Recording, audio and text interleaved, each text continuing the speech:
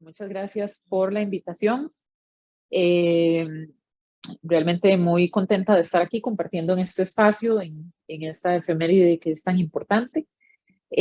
Voy a compartirles la pantalla. ¿Sí están viendo la presentación? Sí. Sí, ¿verdad? Efectivamente. Es que compartí una pantalla diferente para que me quedara la cámara de frente y no ahora que les compartí me quedaba de lado.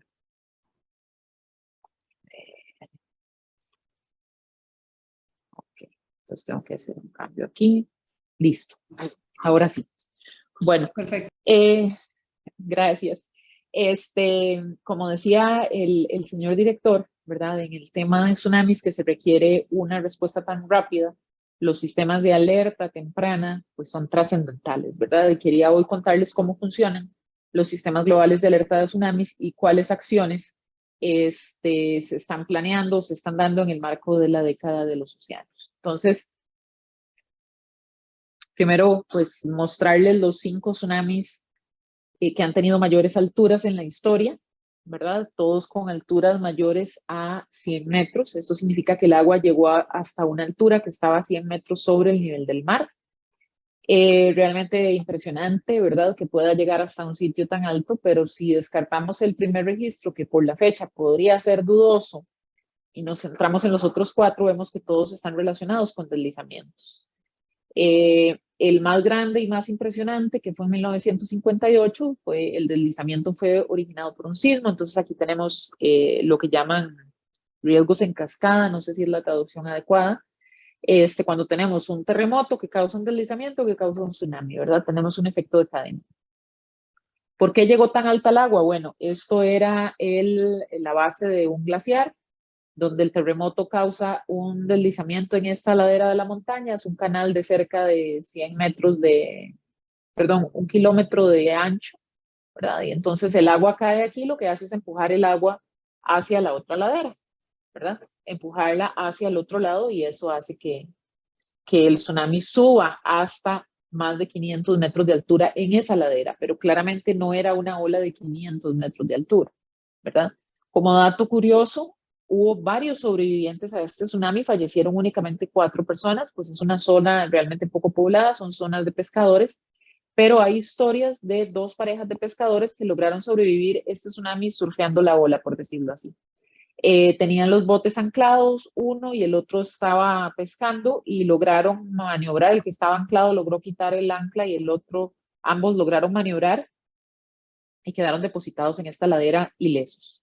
Pero creo que solo hay, si les dije, 4 personas fallecidas, 2 que nunca aparecieron y 2 de una casa que estaba pues en esta ladera que lógicamente pues no sobrevivieron. Pero en comparación, si vemos los tsunamis más mortíferos de la historia, podemos ver que las alturas no son tan impresionantes como esas alturas máximas de los tsunamis más grandes de la historia. A excepción de uno de ellos que llegó a 85 metros sobre el nivel del mar, los demás tuvieron alturas de menos de 50 metros o de máximo alrededor de 50 metros. Y si vemos, el que causó la mayor cantidad de muertes fue el de Indonesia del 2004, causando casi 250.000 de personas fallecidas. Y por un tsunami causado por un sismo de magnitud 9.1, donde tuvo una altura máxima de cerca de 51 metros. La misma magnitud la tuvo el terremoto de Japón del 2011, causando un tsunami levemente menor, 39 metros de máxima altura, pero una cifra de muertos 20 veces menor. Y por supuesto que ustedes, estudiantes de esta maestría, ya saben que esa diferencia no la hace solo el hecho de que el tsunami haya tenido 12 metros menos de altura, sino que esa gran diferencia en víctimas la hace la preparación. El tsunami más mortífero de la historia causó, aproximadamente la mitad de las muertes por tsunami de las que se tienen datos en la historia, en un solo evento. Sucedió en una cuenca, en un océano donde no había absolutamente ningún sistema de alerta y a nivel de países muchísimo menos. Por lo tanto, la gente no estaba preparada, o sea, ni había sistema de alerta ni había preparación comunitaria. Pero como dato curioso, no falleció ninguna persona indígena. O sea, el conocimiento ancestral que se había transmitido en los pueblos originarios salvó a esas personas de fallecer. Y como dato imperdonable, hubo fallecimientos más de 7 horas después del sismo en el este de África. Y esto no pasó en el siglo XVII cuando las cartas viajaban en barco. Esto pasó en el siglo XXI, en plena época de la globalización y el Internet. ¿Cómo es posible que 7 horas después todavía fallecieran personas por este tsunami? A mí realmente me parece inexplicable, porque fue noticia a nivel mundial. Entonces, ¿cómo es posible que no se hubieran podido tomar las medidas con 7 horas de tiempo para que las personas en el este de África hubieran estado a salvo? Y no estamos hablando de un par de despistados que estaban en la playa y no se dieron cuenta, estamos hablando de cerca de 300 personas fallecidas o presumiblemente fallecidas, dadas por desaparecidas en el este de África. Y como nota triste, fallecieron muchas más mujeres en estos países por la ropa tradicional que les dificultaba más trasladarse, moverse, caminar, correr, y una vez mojadas, pues pesaban mucho más. Para tener sistemas de alerta de tsunamis requerimos cooperación internacional. El tsunami de Chile de 1960 causó muertes en Hawái y en Japón y cerca de 100 muertes, a pesar de que colegas de esos países se llamaron por teléfono y se dijeron, hey, hubo un terremoto aquí en Chile, ojo allá en Hawái, ojo en Japón, porque fue gigante aquello, ¿verdad? O sea, de fijo algo les va a llegar a ustedes. A pesar de eso, todavía fallecieron personas. Ya había habido un tsunami global en el 57 y hubo otro en el 64 en Alaska, ambos en Alaska, lo que causó que en el 65 los países dijeran, tenemos que hacer algo, tenemos que organizarnos, pero no puede ser que sigan falleciendo personas por eventos que van a tardar horas en llegar después del sismo. O sea, algo tenemos que poder hacer. Y entonces se estableció el primer sistema de alerta de tsunamis en el Pacífico. Tenía un nombre diferente que ahorita no recuerdo, pero hoy en día se llama Grupo de Coordinación Intergubernamental para el Sistema de Alerta y Mitigación de Tsunamis en el Pacífico. Como no se aprende en cabeza ajena, lamentablemente, y a pesar de que la comunidad científica había dado muchísimas señales de que podían y habían sucedido tsunamis en otras cuencas y no solo en el Pacífico, tuvo que pasar el tsunami del 2004 para que se establecieran otros sistemas de alerta de tsunamis. El del Océano Índico, lógicamente, el del Caribe y regiones adyacentes y el del noreste Atlántico, Mediterráneo y mares conectados. Afortunadamente no tuvimos que esperar que en el Caribe, que en el Atlántico sucediera. Fue suficientemente impresionante lo que pasó en el Índico en el 2004 para que se tomaran cartas en el asunto. Estas son las áreas de cobertura de los sistemas globales, ¿verdad? Los colores dicen, en el caso del Pacífico, cuáles centros son los encargados de emitir las alertas o las notificaciones a nivel internacional, pero todavía tenemos asuntos pendientes. Ustedes pueden darse cuenta de que el oeste de África no pertenece a ninguno de estos sistemas de alerta, así como tampoco la costa pacífica, la costa atlántica del sur de Sudamérica, Argentina y Uruguay, no pertenecen a ningún sistema de alerta. Y resulta que por aquí hay unas islas que son las Sandwich, en medio de Sudamérica y África, que causaron un tsunami, pues no catastrófico, pero sí de cuidado el año pasado o el antepasado. Entonces, los sistemas de alerta de tsunamis, que los 4 juntos formamos un sistema global, nos reunimos todos los febreros a coordinar acciones y una de las decisiones que se tomó en la última reunión fue invitar a estos países a formar parte de alguno de los sistemas de alerta para tener a todas las costas cubiertas. Estos sistemas trabajan, como dije antes, como grupos de coordinación intergubernamental subsidiarios de la Comisión Oceanográfica Intergubernamental de la UNESCO.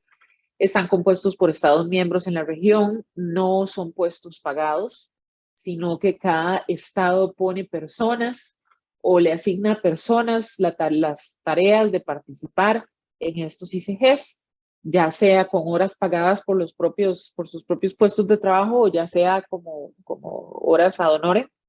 Y estos sistemas tienen que promover, organizar y coordinar actividades a nivel regional para mitigación de tsunamis, incluyendo las alertas. O sea, no nos está sirviendo este formato de los boletines que emite el PTWC en nuestro caso, porque el PTWC ve el Pacífico y el Caribe. Tal vez sería bueno que ordenen los países en orden alfabético, tal vez sería bueno que se haga esto en base a tiempo de llegada y no en base a distancia, etcétera, etcétera. Pero requieren también participación, cooperación y contribución de muchas organizaciones sísmicas a nivel del mar, comunicación y diseminación de alertas en la región para poder funcionar. Si no tenemos los datos sísmicos, o sea, o si el PTWC en Hawái no tiene acceso a los datos sísmicos para ubicar los sismos, pues de nada va a servir, por ejemplo, ¿verdad? Entonces, en Costa Rica, tanto el OPSICORI como la red sismológica comparten datos de varias, casi todas, creo, sus estaciones sísmicas para que el PTWC pueda detectar, localizar y caracterizar lo más rápido posible los sismos que ocurren en Costa Rica. Y si ustedes van a decir, ¿para qué nos sirve a nosotros? O sea, ya nosotros sabemos de los sismos que suceden aquí. Yo necesito saber de los que suceden en Japón, en Chile, en Tonga. Bueno, pero los de Japón, Chile y Tonga necesitan saber de los de aquí. Entonces, este sistema funciona con la base de la solidaridad y la cooperación internacional. Y ya lo dije antes, cada sistema de alerta tiene uno o varios proveedores de servicios de tsunami que son los encargados de emitir las alertas a nivel regional o subregional. Esto funciona así, sucede un sismo, voy a dar el ejemplo para nuestro país, se activa, como dije, el PTWC, que funciona para Pacífico y para Caribe. Ellos realizan labores de monitoreo, detección, interpretación y comunicación de resultados en Costa Rica, la CNE y el CINAMOT. En Costa Rica, la CNE es punto focal de alerta de tsunamis y el CINAMOT somos Centro Nacional de Alerta de Tsunamis. Como nosotros no tenemos personal para estar de guardia 24/7, la CNE está a cargo de llamarnos cada vez que reciben un boletín del PTWC o cada vez que se activa un programa de monitoreo sísmico que tienen instalados ellos en la central de monitoreo. En CINAMOT, una vez activados, nosotros interpretamos los datos y comunicamos los resultados otra vez a la CNE. Esta es la parte del upstream. Y esto se repite, si no hay amenaza, ahí quedó. Y esto sucede unas 80, 100 veces al año, más o menos. Ahora, si hay algún nivel de amenaza para Costa Rica, como sucedió con el tsunami de Tonga de enero pasado, entonces la CNE activa comités municipales y comunales de emergencia, que son los que están a cargo de activar a la población, que es la que está a cargo de evacuar. Yo siempre les digo, no se vale decir, no, yo no evacué porque a mí no vinieron a recogerme en un carro, en un bus, para sacarme de la casa. Realmente con los tiempos de acción de tsunami no da tiempo de eso. O sea, la comunicación, la población, una vez comunicado que tiene que evacuar por sus propios medios. Lógicamente antes de que llegue el tsunami. Y para eventos distantes, o sea, en los cuales no sentimos el temblor, aquí en Costa Rica, bueno, es la parte del downstream, tenemos de 1 a 24 horas desde que sucede el sismo, para que suceda toda esa cadena de comunicación y la gente evacúe antes de que llegue el tsunami. Como ustedes pueden ver, hay una responsabilidad regional. Los países que conformamos los grupos de coordinación intergubernamental de los sistemas de alerta de tsunami del Pacífico y el Caribe, tenemos que asegurarnos que el PTWC funcione como debe ser. Tenemos que supervisar su trabajo y manifestar cuando algo no está funcionando como debe ser. Voy a bajarle el radio, perdón. Hay una responsabilidad nacional o central o institucional, ¿verdad? De parte de CNE y CINAMOT, de que las cosas estén funcionando, de que el protocolo de comunicación funcione como debe funcionar. Hay una responsabilidad local también, de parte de los comités. Costa Rica tiene más de 300 comunidades costeras en ambas costas, en el Pacífico muchísimas más, o sea, casi 300 son en el Pacífico. Y realmente la CNE no puede, y CINAMOT menos, ¿verdad? La CNE tiene menos de 100 empleados, CINAMOT somos 4 personas en este momento. No tenemos la capacidad de comunicar a todas y cada una de las comunidades costeras. Por eso existe la estructura del Sistema Nacional de Gestión de Riesgo, especialmente cuando se requiere reaccionar en forma tan rápida. Pero bueno, En el marco de la década de las ciencias oceánicas para el desarrollo sostenible de Naciones Unidas, que inició el año pasado y termina en el 2030, lo que sigue, estamos trabajando en un programa de tsunamis de la década de los océanos. Un grupo de científicos a nivel mundial estamos redactando un plan científico y un plan de implementación para este programa, buscando mayores avances en ciencia y en preparación ante tsunamis.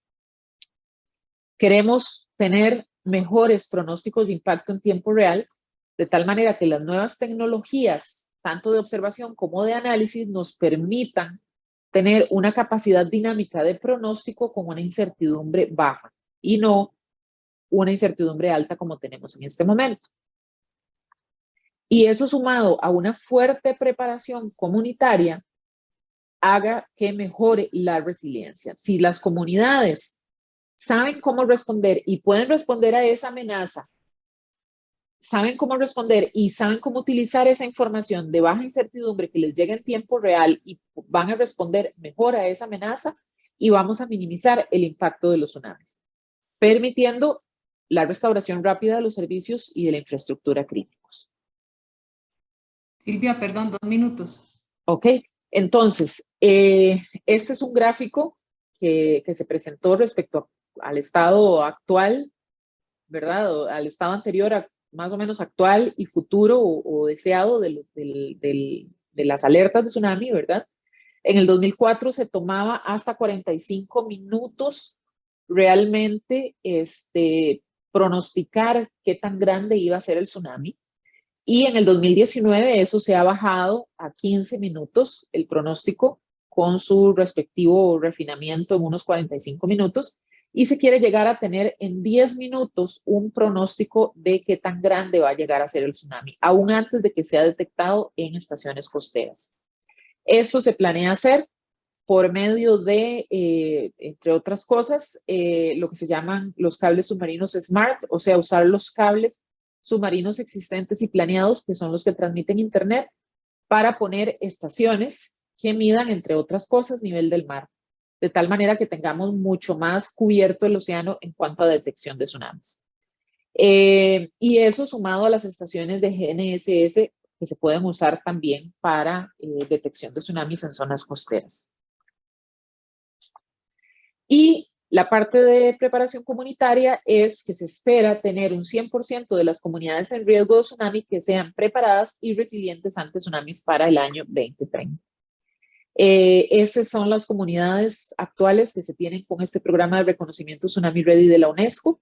Este programa existe en los Estados Unidos un poquito diferente, entonces todas las costas de Estados Unidos lo tienen. Y en amarillo pueden ver las comunidades UNESCO. Son cerca de 40 comunidades UNESCO o lugares UNESCO a nivel mundial, de los cuales Costa Rica tiene 6. Dentro de 2 semanas iremos a Huita de Osa a entregar el 6º reconocimiento Tsunami Ready. Y estamos muy orgullosos de que hay varias comunidades que vienen en fila detrás y que muy pronto esperamos que lo obtengan. Eso sería todo. Muchísimas gracias. Muchas gracias a la doctora Chacón por esta charla tan interesante. Tenemos espacio para algunas preguntas. No sé si alguien quiere preguntar. Hola, yo tengo una pregunta. Sí, adelante. Sí. Gracias, Silvia, por la charla. La pregunta es la siguiente. ¿Has pensado o se ha pensado en la comunidad en utilizar cables de fibra óptica que en este momento están pasando o cruzando el fondo del mar, inclusive frente a Costa Rica? Sí, eso es lo que decía, esos son los cables SMART, es usar estos cables y poner cada cierta distancia instrumentos que midan temperatura, que midan nivel del mar, o sea, por la presión del agua, ¿verdad? Van a medir el nivel del mar y entonces detectar así los tsunamis. Claro, pero la fibra óptica ya lo hace, podríamos... Exacto. Okay. Sí. Gracias. Acá en el chat hay una pregunta de Nirma Hernández que dice: saludos cordiales desde Venezuela. ¿Cuáles han sido sus principales barreras en la preparación a comunidades? Gracias. La motivación. En Costa Rica existe la creencia, o existía, yo quiero pensar que estamos cambiando eso, de que no teníamos tsunamis, de que no era algo que sucedía aquí. Y cuando muchas comunidades entonces no le dan la importancia, ¿verdad?, que requiere el tema, otras ni siquiera se interesan, depende muchísimo, cada comunidad es diferente, ¿verdad? Son totalmente diferentes unas de otras, y hay unas en las que sí hemos tenido una respuesta muy positiva y otras en las que ha sido imposible, ¿verdad? En las que inclusive hemos llegado a dar charlas y solo llega el señor que abre el salón. Hemos regresado meses después y lo mismo, se ha tratado de hacer labor divulgativa para que la gente llegue y no llega.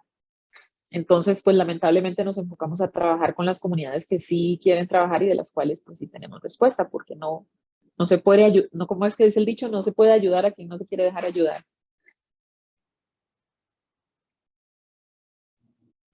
Tengo otra pregunta por acá. Si ocurre un terremoto en la zona de subducción frente a Jacobo, ¿en cuánto tiempo llegaría un tsunami a Jacobo y a Punta Arenas? No tengo el dato exacto aquí, pero me parece que Jacobo es de los que tienen tiempos un poquito más altos, puede andar cerca de los 20 minutos, media hora, tal vez. Punta Arenas, dependiendo de dónde sea, salvo que sea ahí en la boca del Golfo, también va a tener tiempos más altos porque el fondo del mar frente a Punta Arenas es menos profundo y eso hace que el tsunami viaje más lento, ¿verdad? Las zonas que tienen tiempos de viaje más pequeños en Costa Rica es la zona más cercana a la trinchera, en la península de Nicoya y en la península de Osa, y en el Caribe Sur.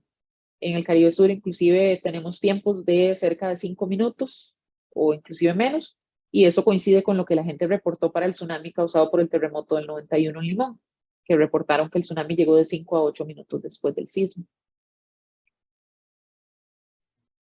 También hay otra ¿cuál ha sido el tsunami que ha causado más daño en Costa Rica? El de Limón del 91 causó 3 fallecimientos. Es el único para el cual tenemos fallecimientos registrados. Estamos seguros que causó muchos más, pero la forma en que se llevó, o sea, no hubo una base de datos de personas fallecidas. Esas 3 personas nos enteramos por casualidad, lo que nos lleva a pensar que deben haber muchísimas más que fallecieron por el tsunami y no por el sismo, ¿verdad? Sí. René Campos. En base a eso, perdón, voy a hacer un Sí. comercial. Nosotros acabamos de publicar este año un catálogo de tsunamis históricos en Costa Rica. Es una investigación que hicimos de tsunamis desde 1746 hasta el 2021. Es un libro que pueden comprar en la editorial de la Universidad Nacional. Se puede comprar en internet, llega por Correos de Costa Rica también. Excelente. Don René Campos tiene la mano levantada. Sí, gracias, muy buenas tardes. Yo me conecté un poquito tarde, pero me pareció muy interesante la ponencia de doña Silvia. Quería hacerle una preguntita. Quizás una de las zonas turísticas más frecuentadas, principalmente en época de verano, es Punta Arenas. Y me llamó la atención de que hay varias rotulación, principalmente en el centro de esta comunidad, cerca de que es el paseo de los turistas y demás, sobre temas de evacuación, a dónde dirigirse y demás. Quisiera preguntarle a Silvia, ¿se ha valorado en algún momento, en el caso de que se diera una de estas emergencias, teniendo una capacidad de turistas alta, en donde inclusive pudieran haber cruceros con turistas en esta zona del extranjero, más la población normal de Punta Arenas como tal, valorando la gran problemática que ya conocemos de la franja de tierra que es Punta Arenas, y que prácticamente tiene una sola salida y un solo ingreso, que sería por la zona del estero, que bueno, gracias a Dios creo que ya se está trabajando en una ampliación de esa vía. ¿Se ha contemplado los tiempos de respuesta en caso de una alerta de tsunami, valorando esta población o estas poblaciones en casos específicos? Y la segunda, ¿qué tal ha sido la respuesta de la población de participar en las acciones de prevención y de eventual acción en caso de un tsunami? Muchísimas gracias. En Punta Arenas, supongo. Correcto, la población Punta en Punta Arenas. Ajá. Bueno, este es el mapa de evacuación por tsunami que nosotros hicimos para Punta Arenas. Si ustedes de repente lo ven así, dicen, ya está, quedó todo Punta Arenas bajo agua, ¿verdad?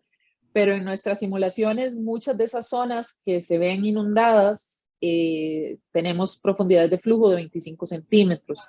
30 centímetros, ¿verdad? Que no son peligrosas. Sí, nosotros le decimos a la gente no se queden a esperar a ver qué tan profundo va a ser el tsunami, ¿verdad? Pero es en base a esas simulaciones, que además otro de los resultados que hemos obtenido nosotros es que lo primero que se inunda y lo que se inunda con alturas más grandes es la Angostura, esta zona de aquí. Por lo tanto, no se manda a la gente a salir de Punta Arenas, porque mucha gente nos critica, pero es que más bien los mandan para adentro. Eso está mal hecho. Y es porque si tratamos de mandar toda esta gente por este espacio tan angosto a donde el tsunami va a llegar más grande, es una locura. Por lo tanto, solo sale la gente que está más cerca de la salida y el resto lo mejor que pueden hacer es ir a buscar edificios, segundos pisos, casas que estén marcados previamente. Hay varios lugares marcados, el estadio, la UTN, hay otro por aquí que no sé cuál es, donde puedan llegar. Entonces, en base a estos resultados, o con base en estos resultados, se trabajó con Comité Municipal de Emergencias de Punta Arenas, con comités comunales de los diferentes sectores de Punta Arenas de emergencias, se trabajó este mapa y se empezó a darles apoyo en trabajar con un plan de preparativos y respuesta. Sin embargo, eso ya es competencia de comités, eso ya no es competencia nuestra, ¿verdad? El hacer esos planes. Y pues aunque el trabajo inició muy entusiasta, se ha quedado varado, ¿verdad? Y hasta donde yo sé, no ha habido un seguimiento de ese trabajo. Definitivamente se requiere más, o sea, se requiere que se trabaje en ese plan, se requiere sobre todo que se socialice, porque hay mucha gente viviendo o trabajando en esta zona urbana de Punta Arenas que no tiene idea y que piensa que sus rótulos están mal y que dicen, ah, no, aquí hay una alerta de tsunami, yo me voy para afuera, y ahí van a quedar pegados en la presa de la Angostura cuando llegue el tsunami, ¿verdad? Pero nuevamente eso es algo que no es competencia nuestra, eso ya es competencia a nivel de comités, ¿verdad? A nivel de autoridades locales. Y no es en afán de lavarse las manos, es en afán de que Costa Rica tiene más de 300 comunidades costeras. Nosotros somos 4 personas, realmente no podemos ir a cada una de esas comunidades a hacer ese trabajo de hormiga, porque no, es imposible, sinceramente es imposible. Hay un nivel de responsabilidad a nivel de estructuras locales que es la única forma de hacerlo. Bueno, muchísimas gracias a Silvia. Hay una pregunta de don José Ángel Villalobos en el chat, pero tal vez puedan comunicarse por ahí, porque ya estamos un poquitito pasados de la hora. Muchas gracias, Silvia, por esta charla tan interesante. Gracias a ustedes por la invitación.